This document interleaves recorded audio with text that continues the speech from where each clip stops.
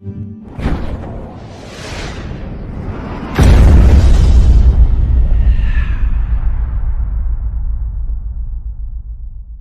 Students, आज हम organic chemistry का एक बहुत इम्पॉर्टेंट टॉपिक स्टार्ट करेंगे और वो टॉपिक है इलेक्ट्रॉनिक डिस्प्लेसमेंट्स इन ए कोवेलेंट बॉन्ड।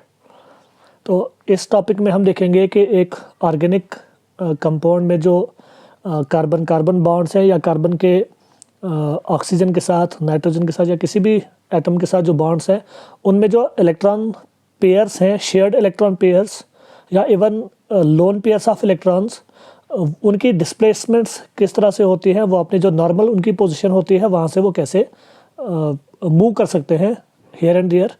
ये एक बहुत इंपॉर्टेंट कंसेप्ट है। इस कंसेप्ट की बेसिस पर हम ऑर्गेनिक केमिस्ट्री के बहुत सारे चीज़ों को, बहुत सारे रिएक्शंस को हम अंडरस्टैंड करते हैं। बहुत सारे फिनोमिना हैं जिनको हम, रिएक्शन मैकेनिज्म है जिनको हम अंडरस्टैंड कर सकते हैं। तो चलिए स्टार्ट करते हैं। इलेक्ट्रॉनिक डिस्प्लेसमेंट्स इन ए कोवेलेंट बॉन्ड। ये देखा गया है कि इलेक्ट्रॉनिक डिस्प्लेसमेंट्स 4 टाइप्स की हैं।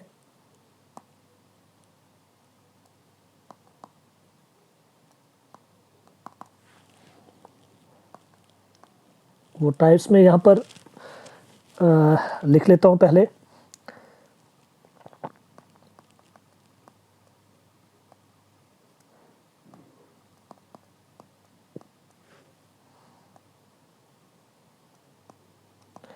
पहला है इंडक्टिव इफेक्ट।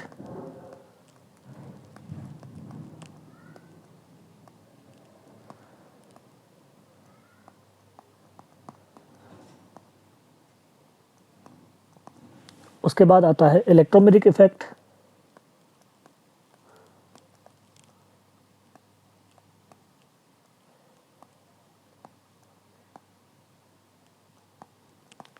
फिर रेजोनेंस इफेक्ट,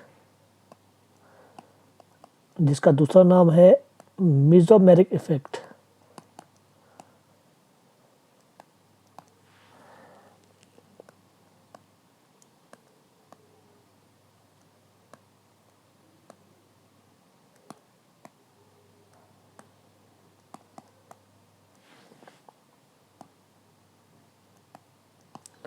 और चौथा है इसमें hyper conjugation effect,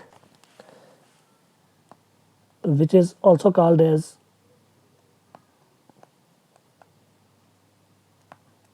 no bond resonance. तो इन 4 टाइप के इफ़ेक्ट्स को हम इलेक्ट्रॉनिक डिस्प्लेसमेंट्स में स्टडी करेंगे। तो सबसे पहले हम स्टार्ट कर देते हैं इंडक्टिव इफेक्ट से।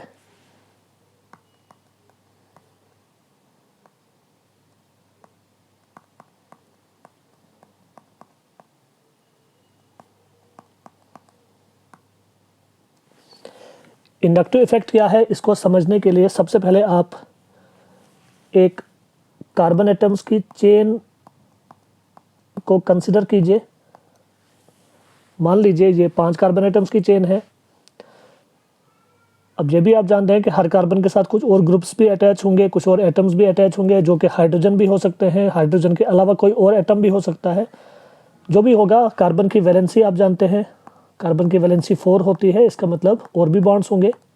वो बॉन्ड किसके साथ होंगे वो तो कंपाउंड टू कंपाउंड वेरी करेगा। अब ये जो कार्बन कार्बन चेन है, इस कार्बन कार्बन चेन में अगर आप इन कोवेलेंट बॉन्ड्स को देखें, आप जानते हैं कार्बन कार्बन के बीच में तो कोवेलेंट बॉन्ड्स होते हैं। इसमें जो इलेक्ट्रॉन पेयर्स हैं, इन सभी बॉन्ड्स के अंदर जो शेयर्ड पेयर ऑफ इलेक्ट्रॉन्स है, मैं ऐसे ड्रा करूंगा।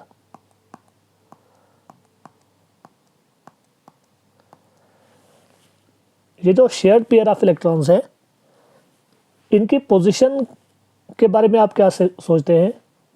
क्या ये electron pairs in carbon atoms के बिल्कुल बीचों बीच होंगे,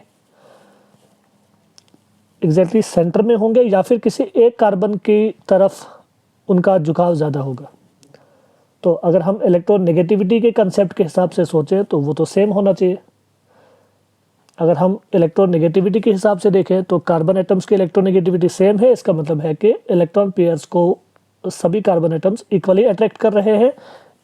देयरफॉर क्या होगा कि इलेक्ट्रॉन पेयर जो होंगे वो बिल्कुल बीच में होंगे, वो किसी एक कार्बन के ज़्यादा नज़दीक नहीं होंगे। ये तो ठीक है। लेकिन मान लीजिए इस कार्बन चेन के एंड पर, जैसे मान लो यहाँ पर कोई एटम या कोई ग्रुप G जुड़ा हुआ है और सपोज उस ग्रुप की इलेक्ट्रोनेगेटिविटी डिफरेंट है, मान लीजिए इट इज़ मोर इलेक्ट्रोपॉजिटिव, तो उससे क्या होगा, उससे ये होगा कि इस कार्बन और इस ग्रुप G के बीच में जो इलेक्ट्रॉन पेयर्स हैं वो ज़्यादा क्लोज होंगे किसके, कार्बन के। ठीक है, जब अगर वो इलेक्ट्रॉन्स कार्बन के ज़्यादा क्लोज हैं, इसका मतलब ये कार्बन एटम इलेक्ट्रॉन रिच हो गया।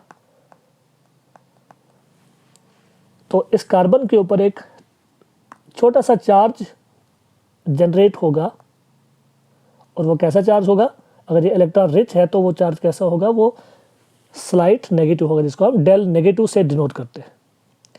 अब अगर ये कार्बन थोड़ा सा इलेक्ट्रॉन रिच है तो ये क्या करेगा, ये इलेक्ट्रॉन्स को पुश करेगा। कौन सा इलेक्ट्रॉन्स, ये जो दो कार्बन एटम्स के बीच में जो इलेक्ट्रॉन पेयर है, इन इलेक्ट्रॉन्स को ये पुश करेगा दूसरे कार्बन एटम की तरफ। उससे क्या होगा, इस दूसरे कार्बन एटम पर भी इलेक्ट्रॉन डेंसिटी स्लाइटली इंक्रीज हो जाएगी, ये भी थोड़ा सा इलेक्ट्रॉन रिच हो जाएगा, लेकिन उतना ज़्यादा नहीं जितना ये पहला कार्बन इलेक्ट्रॉन रिच हुआ था। मतलब ये थोड़ा सा, हम ऐसे लिखेंगे डेल डेल नेगेटिव, इसका मतलब है कि इसका जो नेगेटिव चार्ज है वो पहले कार्बन से थोड़ा कम है। इन कार्बन एटम्स को भी अगर हम मार्क कर लें, जैसे हम C1, C2, C3, C4, C5, अगर हम इस तरह से इनको मार्क कर लें, तो जो C1 एटम है उसकी इलेक्ट्रॉन डेंसिटी थोड़ी ज़्यादा हो गई थी, फिर उसने इलेक्ट्रॉन C2 की तरफ थोड़े पुश किए, जिससे C2 की इलेक्ट्रॉन डेंसिटी भी स्लाइटली बढ़ गई, हालांकि वो उतनी ज़्यादा नहीं बढ़ेगी, वो थोड़ी सी, वो C1 से थोड़ी सी कम होगी। फिर ये C2 इलेक्ट्रॉन्स को और पुश करेगा C3 की तरफ, C3 के ऊपर भी इलेक्ट्रॉन डेंसिटी स्लाइटली इंक्रीज हो जाएगी। इस तरह से हम लिखेंगे डेल डेल डेल नेगेटिव, मतलब जितना हम डेल बढ़ाते जाएंगे, इसका मतलब है कि जो चार्ज है उतना कम हो रहा है। तो इस तरह से एक तरह से इलेक्ट्रॉन्स की मूवमेंट स्टार्ट हो गई है। कार्बन कार्बन के बीच में जो इलेक्ट्रॉन बिल्कुल बीचों बीच थे, अब वो बीचों बीच नहीं रहे, बल्कि वो थोड़े से पुश हो रहे हैं, एक तरफ डिस्प्लेस हो रहे हैं। ये जो डिस्प्लेसमेंट हो रहा है, इसी डिस्प्लेसमेंट को हम इंडक्टिव इफेक्ट कहते हैं। अब ये डिस्प्लेसमेंट कितना दूर चलेगा, देखने वाली बात यह है कि ये जो इलेक्ट्रॉन्स की डिस्प्लेसमेंट है ये कहाँ तक जाएगी। ये देखा गया है कि ये डिस्प्लेसमेंट 3 कार्बन एटम तक चलती है।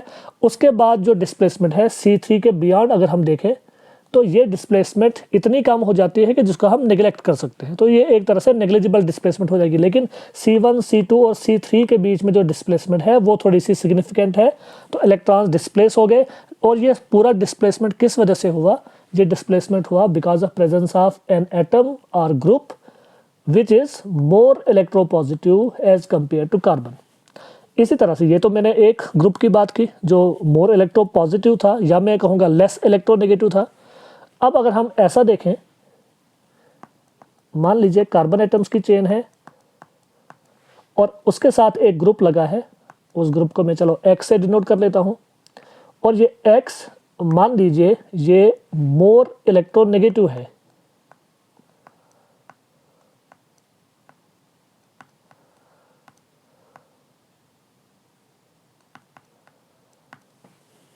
मोर इलेक्ट्रोनेगेटिव देन कार्बन, तो क्या होगा, इलेक्ट्रॉन्स किस तरफ जाएंगे, इलेक्ट्रॉन्स की जो मूवमेंट होगी किस तरफ होगी, ऑफ कोर्स X की तरफ होगी, क्योंकि X ज़्यादा इलेक्ट्रोनेगेटिव है एज कम्पेयर टू कार्बन। तो X के ऊपर क्या हो जाएगा, एक चार्ज क्रिएट हो जाएगा स्लाइट नेगेटिव, जबकि कार्बन के ऊपर एक चार्ज क्रिएट हो जाएगा विच इज़ डेल पॉजिटिव। तो डेल पॉजिटिव का क्या मतलब बनता है, डेल पॉजिटिव का मतलब है कि कार्बन यहाँ पर इलेक्ट्रॉन डेफिशिएंट है, कार्बन इज इलेक्ट्रॉन डेफिशिएंट। जब कोई एटम इलेक्ट्रॉन डेफिशिएंट हो जाता है उसकी इलेक्ट्रोनेगेटिविटी बढ़ जाती है, मतलब उसकी इलेक्ट्रॉन्स के लिए जो अर्ज है वो इंक्रीज हो जाती है। तो कार्बन क्या करेगा, ये जो C, मैं इसको C1 लिख लेता हूँ, इस तरह से हम C1, C2, C3, C4, C5 कर लेते हैं। C1 की इलेक्ट्रोनेगेटिविटी थोड़ी सी बढ़ गई, तो वो क्या करेगा, वो इलेक्ट्रॉन्स अपनी तरफ अट्रैक्ट करेगा, कहाँ से, C1 और C2 के बीच में जो बॉन्ड है वहाँ से, तो ये इलेक्ट्रॉन्स जो है, ये वाले इलेक्ट्रॉन्स किस तरफ शिफ्ट हो गया, अब C1 की तरफ, जिस वजह से क्या हो जाएगा, C2 के ऊपर भी एक चार्ज क्रिएट हो जाएगा।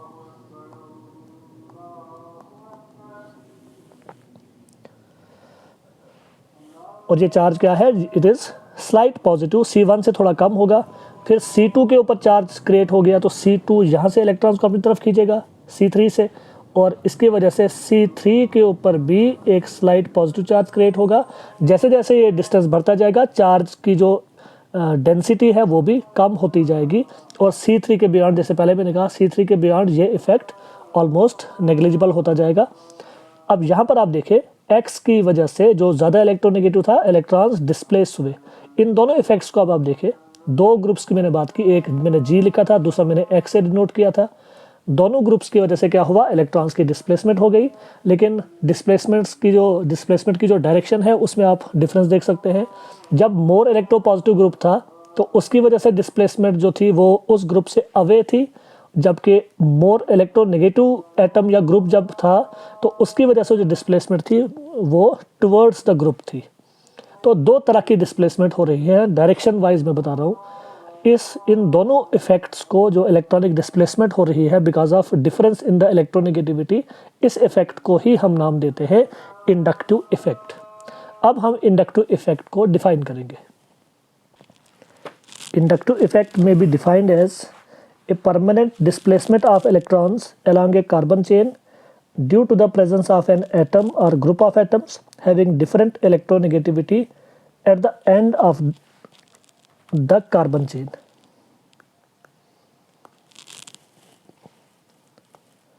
यह है इंडक्टिव इफेक्ट की डेफिनेशन। अब जो मैंने दो इंडक्टिव इफेक्ट्स की यहाँ पर बात की, या मैं कहूँगा दो टाइप्स की बात की, ये दो टाइप्स क्या है। पहला वाला जो फर्स्ट केस है, जिसमें एक ग्रुप ने इलेक्ट्रॉन्स को पुश किया या इलेक्ट्रॉन्स को रिलीज़ किया, उसको हम कहते हैं प्लस आई इफेक्ट या इलेक्ट्रॉन डोनेटिंग इफेक्ट। और जो दूसरा इफेक्ट था जिसमें एक ग्रुप ने इलेक्ट्रॉन्स को अपनी तरफ विड्रॉ किया या अट्रैक्ट किया, उसको हम माइनस आई इफेक्ट या इलेक्ट्रॉन विड्राइंग इफेक्ट कहते हैं। तो इंडक्टिव इफेक्ट के दो टाइप्स हैं।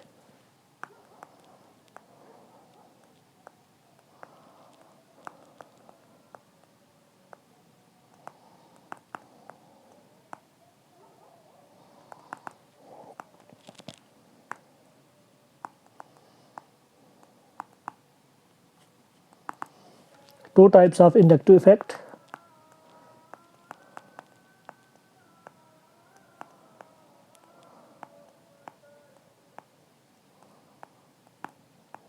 एक है इलेक्ट्रॉन रिलीजिंग इफेक्ट,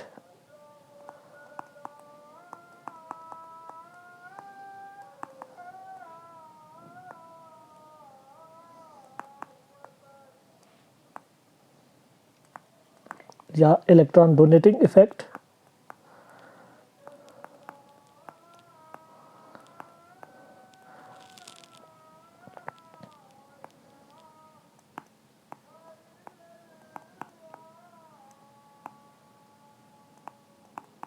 और दूसरा है इलेक्ट्रॉन अट्रैक्टिंग इफेक्ट, या जिसको हम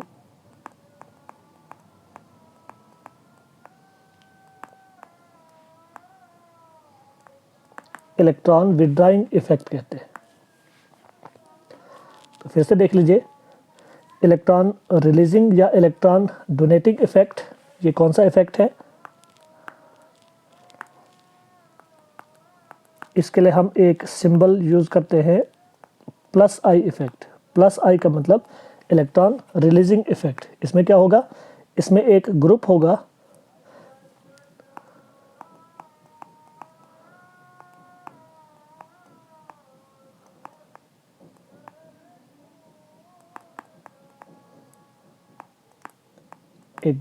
जो लेस इलेक्ट्रोनेगेटिव है, या हम कहेंगे which is more electropositive.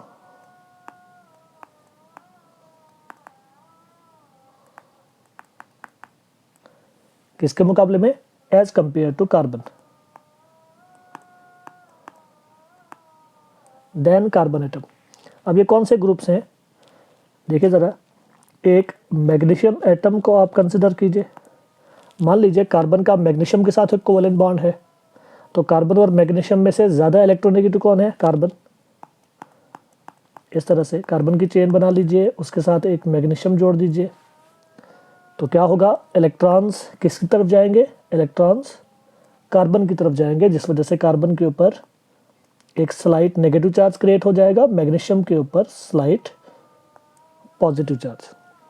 Carbon के ऊपर नेगेटिव चार्ज आ गया, कार्बन और इलेक्ट्रॉन रिलीज करेगा नेक्स्ट कार्बन के ऊपर, उसके ऊपर और थोड़ा कम चार्ज नेगेटिव, उसके बाद और पुश करेगा इलेक्ट्रॉन नेक्स्ट कार्बन के ऊपर और भी कम नेगेटिव चार्ज। इस तरह से कार्बन एटम्स के ऊपर नेगेटिव चार्ज क्रिएट हो जाएंगे, जो कि जैसे मैंने कहा 3 कार्बन तक इनका इफेक्ट पाया जाएगा, उसके बाद ये इफेक्ट नेग्लिजिबल हो जाएगा। तो मैग्नीशियम को हम यहाँ पर कैसा ग्रुप मानेंगे? इसको हम प्लस आई ग्रुप मानेंगे। Magnesium is a plus I atom having electron releasing inductive effect. इसी तरह से मैग्नीशियम के अलावा इसमें आप लिथियम की एग्जांपल ले सकते हैं, इसमें आप जिंक की एग्जांपल ले सकते हैं, कैडमियम की एग्जांपल ले सकते हैं। ये कुछ एटम में बता रहा हूँ जिनकी इलेक्ट्रोनेगेटिविटी कार्बन से कम है और ये कार्बन के साथ कोवेलेंट बॉन्ड्स भी बनाते हैं। कई मेटल्स तो ऐसे हैं जो कार्बन के साथ कोवेलेंट बॉन्ड्स नहीं बनाते। तो ये आ गया plus I effect, electron releasing effect. Plus I effect में हम कुछ ग्रुप्स यहाँ पर मेंशन करेंगे। प्लस आई ग्रुप्स में अगर हम देखें ऑर्गेनिक कंपाउंड्स में मोस्टली अल्काइल ग्रुप्स जो हैं वो आते हैं प्लस आई ग्रुप्स में, और अल्काइल ग्रुप पे भी जितना ज़्यादा बल्की ग्रुप होगा उतना ज़्यादा उसका प्लस आई इफेक्ट होता है।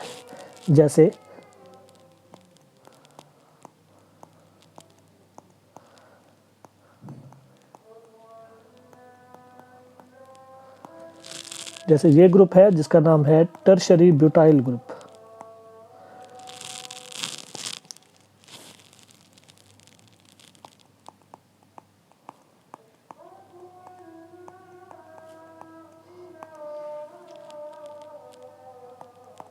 उसके बाद है आइसोप्रोपाइल ग्रुप। टर्शरी ब्यूटाइल का प्लस आई इफेक्ट थोड़ा ज़्यादा है as compare to isopropyl group.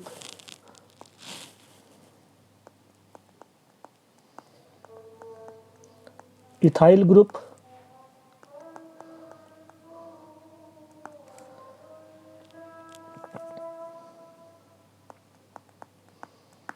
फिर आ गया मिथाइल ग्रुप,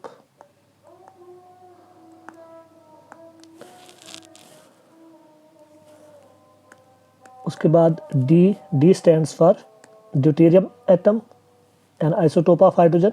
उसके बाद हाइड्रोजन एटम जो कि हम नॉर्मली जो प्रोटियम है उसके लिए इस्तेमाल करते हैं। तो ये कुछ ग्रुप्स मैंने यहाँ पर लिखे हैं अल्काइल ग्रुप्स में जिनका प्लस आई इफेक्ट है, इलेक्ट्रॉन रिलीजिंग इफेक्ट है, और किस ऑर्डर में है वो भी हमने यहाँ पर मेंशन कर दिया है। इसके बाद कुछ माइनस आई ग्रुप्स के बारे में हम बात करेंगे।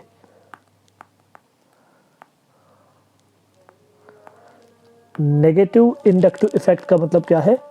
इसका मतलब है इलेक्ट्रॉन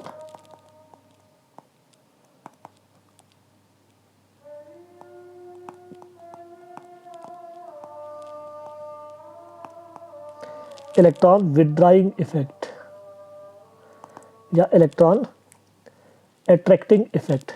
ये किन ग्रुप्स की वजह से होगा? कौन सा ग्रुप? जैसे हमने पीछे एक्स लिखा था, कोई भी ग्रुप जो ज़्यादा इलेक्ट्रोनेगेटिव हो, any group which is more electronegative than carbon atom।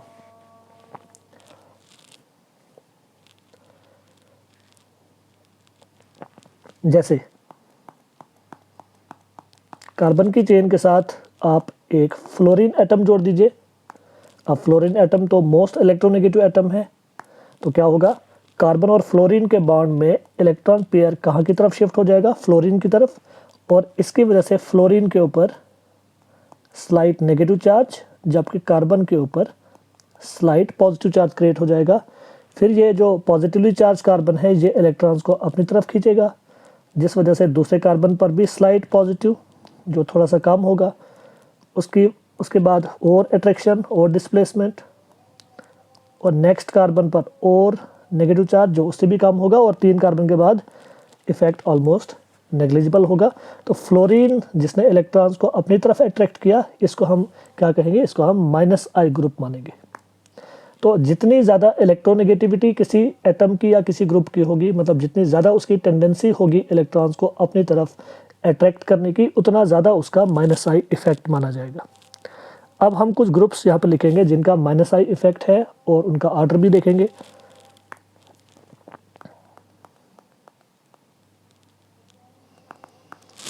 तो एग्जांपल्स में आप देखिए, सबसे पहले जो कॉमनली नॉन ग्रुप्स हैं उनमें NO2 एक बड़ा पावरफुल ग्रुप माना जाता है जिसका माइनस आई इफेक्ट है।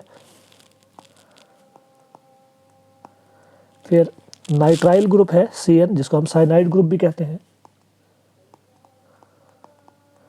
फिर आ गया कार्बोक्सिलिक ग्रुप। फिर आ गया फ्लोरीन, क्लोरीन, ब्रोमीन, आयोडीन। फिर आ गया हाइड्रोजन।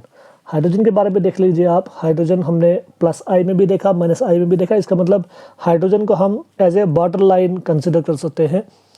मतलब हाइड्रोजन से ज़्यादा जिसकी टेंडेंसी होगी इलेक्ट्रॉन्स को अट्रैक्ट करने की, उसको हम माइनस आई ग्रुप में रखेंगे।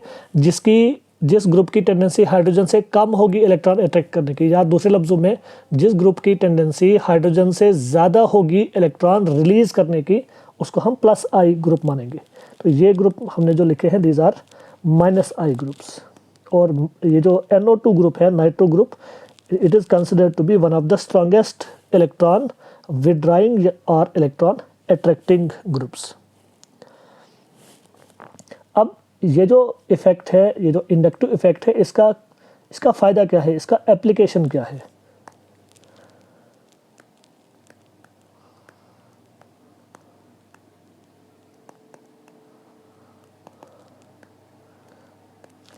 इंडक्टिव इफ़ेक्ट की वजह से या इस इलेक्ट्रॉनिक डिस्प्लेसमेंट की वजह से ऑर्गेनिक कंपाउंड्स में क्या होता है, कौन से इफ़ेक्ट्स या कौन से कॉन्सिक्वेंसेस पाए जाते हैं, तो वो हम देखेंगे इसमें एप्लीकेशन में। इसमें आप एक चीज़ देख लीजिए, एक ऑर्गेनिक एसिड है जैसे कार्बोक्सिलिक एसिड है।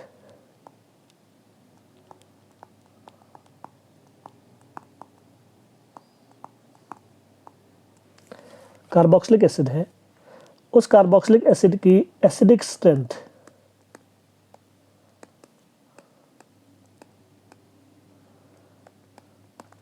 ये एसिडिक स्ट्रेंथ ये डिपेंड करती है कि उस कार्बोक्सिलिक एसिड के साथ क्या कोई प्लस आई ग्रुप अटैच्ड है या फिर कोई माइनस आई ग्रुप अटैच्ड है।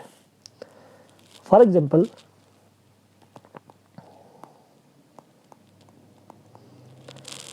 HCOOH आप जानते हैं, मिथेनोइक एसिड।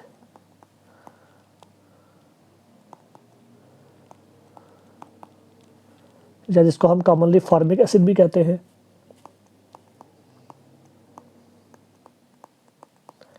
उसके बाद क्या आ गया, इथेनोइक एसिड,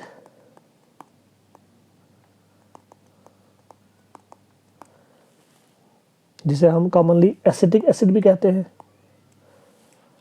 इन दो के बीच में हम कंपैरिजन करेंगे।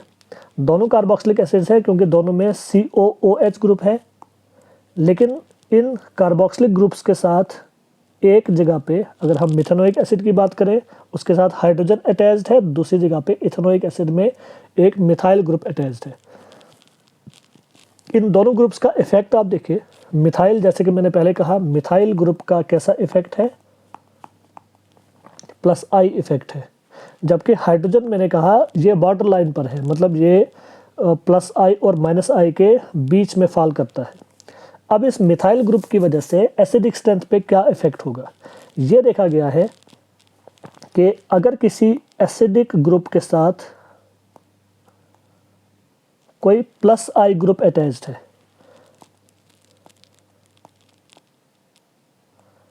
इट डिक्रीजेस द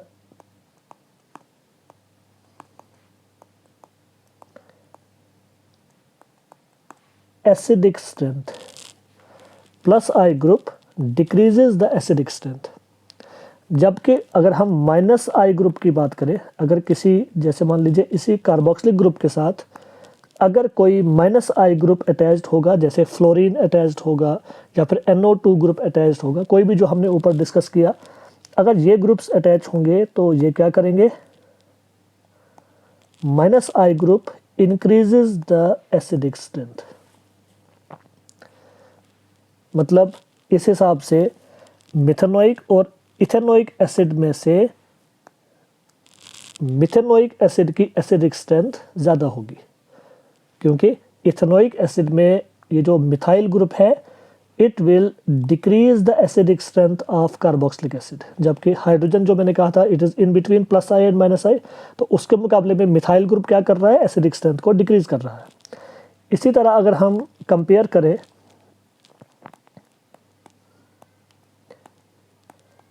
एक तरफ आप इथेनोइक एसिड रख दें, दूसरी तरफ इसी इथेनोइक एसिड में इस CH3 ग्रुप में से एक हाइड्रोजन रिप्लेस करके फ्लोरीन लगा दें,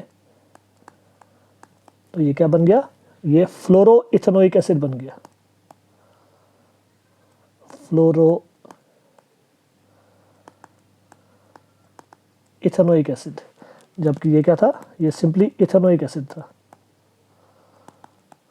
अब इन दोनों का अगर हम कंपैरिजन करें तो क्या होगा, यहाँ पर आप देखें इथेनोइक एसिड में मिथाइल ग्रुप है which is electron donating plus I, जबकि यहाँ पर आप देखें फ्लोरो इथेनोइक में उसी इथेनोइक में एक फ्लोरीन लगा दिया गया, और फ्लोरीन का इफेक्ट कैसा है, इसका इफेक्ट है माइनस आई। तो हमने अभी क्या कहा था, माइनस आई ग्रुप क्या करते हैं, they increase the acidic strength. इसका मतलब है कि इथेनोइक एसिड और फ्लोरो इथेनोइक एसिड में से फ्लोरो इथेनोइक एसिड की एसिडिक स्ट्रेंथ ज़्यादा होगी। हम ब्रीफली देखेंगे कि ऐसा क्यों होता है, प्लस आई ग्रुप्स जो होते हैं वो एसिडिक स्ट्रेंथ को क्यों डिक्रीज़ कर देते हैं, जबकि जो माइनस आई ग्रुप्स हैं वो एसिडिक स्ट्रेंथ को इंक्रीज़ क्यों करते हैं, इसके बारे में थोड़ा सा ब्रीफली आपको बताऊंगा। एसिडिक स्ट्रेंथ की जहाँ तक बात है, एक कार्बोक्सिलिक एसिड है, इस तरह से हम एक कार्बोक्सिलिक ग्रुप बनाते हैं, पीछे कोई भी ग्रुप X रख लीजिए आप। जब ये एक्वस सॉल्यूशन में हम डिज़ोल्व करते हैं तो एक्वस सॉल्यूशन में क्या हो जाता है कि ये जो OH ग्रुप है इसमें ये बॉन्ड ब्रेक हो जाता है, OH बॉन्ड ब्रेक हो जाता है, और ऑक्सीजन के ऊपर एक नेगेटिव चार्ज और हाइड्रोजन के ऊपर एक पॉजिटिव चार्ज क्रिएट हो जाता है। H पॉजिटिव तो निकल गया, H पॉजिटिव निकला, H पॉजिटिव बन गया सॉल्यूशन में, एक्वस सॉल्यूशन में, तभी इसको हम एसिड कहते हैं। अब ये जो COO नेगेटिव बन गया ग्रुप, इस ग्रुप को हम क्या नाम देते हैं, इसको हम कार्बोक्सिलेट ग्रुप कहते हैं, कार्बोक्सिलेट ग्रुप। कार्बोक्सिलेट असल में एक एनाइन है, कार्बोक्सिलिक एसिड जो है ये एसिड क्यों है, बिकॉज इट इज रिलीजिंग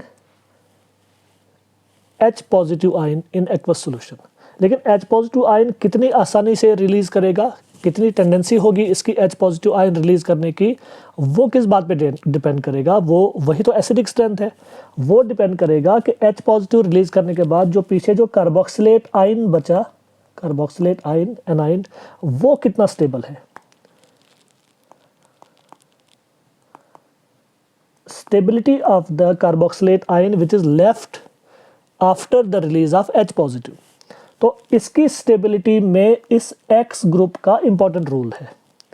कैसे रोल है, जैसे मैंने अभी कहा था, मान लीजिए ये X जो है ये एक प्लस आई ग्रुप है, तो प्लस आई ग्रुप क्या करते हैं, वो इलेक्ट्रॉन रिलीज करते हैं या इलेक्ट्रॉन डोनेट करते हैं। इलेक्ट्रॉन डोनेट करके वो क्या कर देते हैं, इस COO नेगेटिव पर जो नेगेटिव चार्ज था उस नेगेटिव चार्ज को फर्दर इंक्रीज कर देते हैं। अब कोई भी ग्रुप जो चार्ज को इंक्रीज करेगा, तो चार्ज को इंक्रीज करने से वो जो आयन होगा वो डिस्टेबलाइज हो जाएगा। तो प्लस आई ग्रुप क्या कर रहा है, ये चार्ज को, कौन सा चार्ज है कार्बोक्सिलेट पे, नेगेटिव चार्ज है बिकॉज एनाइन है, तो चार्ज को ये इंक्रीज कर रहा है, चार्ज को इंक्रीज करने का मतलब है चार्ज को डिस्टेबलाइज करना।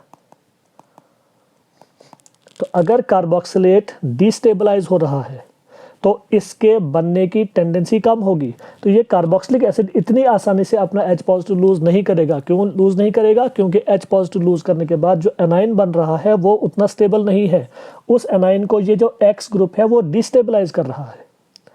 और वो डिस्टेबलाइज क्यों कर रहा है? क्योंकि वो चार्ज को इंक्रीज कर रहा है। इसलिए हम कहते हैं कि कोई भी इलेक्ट्रॉन डोनेटिंग ग्रुप या प्लस आई ग्रुप जो किसी कार्बोक्सिलिक एसिड के साथ या किसी भी दूसरे एसिड के साथ अटैच होगा वो एसिडिक स्ट्रेंथ को हमेशा डिक्रीज करता है। जितना ज़्यादा उसका इलेक्ट्रॉन डोनेटिंग इफेक्ट होगा उतना वो स्टेबिलिटी को डिक्रीज करेगा, उतना ही एसिडिक स्ट्रेंथ जो होगी एसिड की वो कम हो जाएगी। इसके मुकाबले में मान लीजिए ये X इलेक्ट्रॉन विड्राइंग है तो उस केस में क्या होगा? ये X जो है ये इस कार्बोक्सिलेट आयन के साथ अटैच्ड है और इस X ने अब क्या किया? इसने इलेक्ट्रॉन्स को अपनी तरफ विड्रा किया। इसका मतलब ये X कैसा ग्रुप है? ये -I ग्रुप है। इलेक्ट्रॉन विड्राइंग इंडक्टिव इफेक्ट है इसका। तो ये क्या करेगा? इलेक्ट्रॉन को अपनी तरफ इसने अट्रैक्ट कर लिया, जिस वजह से इस कार्बोक्सिलेट आयन का जो नेगेटिव चार्ज है, नेगेटिव चार्ज ये डिक्रीज हो जाएगा क्योंकि उस नेगेटिव चार्ज को अपनी तरफ अट्रैक्ट कर लिया X ने, वो इलेक्ट्रॉन्स को अट्रैक्ट कर रहा है। तो नेगेटिव चार्ज डिक्रीज होने का मतलब है कि ये जो एनाइन है ये स्टेबलाइज हो रहा है। और स्टेबलाइज होने का मतलब है कि इसके बनने के चांसेस, इस कार्बोक्सिलेट आयन के बनने के चांसेस बढ़ गए। इसके बनने के चांसेस बढ़ना मतलब H पॉजिटिव रिलीज होने के चांसेस बढ़ना। इस वजह से एसिडिक स्ट्रेंथ इंक्रीज हो जाती है। तो ये एक इफ़ेक्ट है, एक एप्लीकेशन है। आगे आने वाले वीडियोस में हम फर्दर इसके और भी एप्लीकेशंस के बारे में बात करेंगे, लेकिन ये एक छोटा सा मैंने आपको एप्लीकेशन बता दिया कि इसका इंडक्टिव इफेक्ट का ऑर्गेनिक कंपाउंड्स में या उनकी प्रॉपर्टीज़ में क्या जो है वो इफ़ेक्ट है। तो अगले वीडियो में हम अगला इफ़ेक्ट डिस्कस करेंगे, इलेक्ट्रोमेरिक इफ़ेक्ट डिस्कस करेंगे।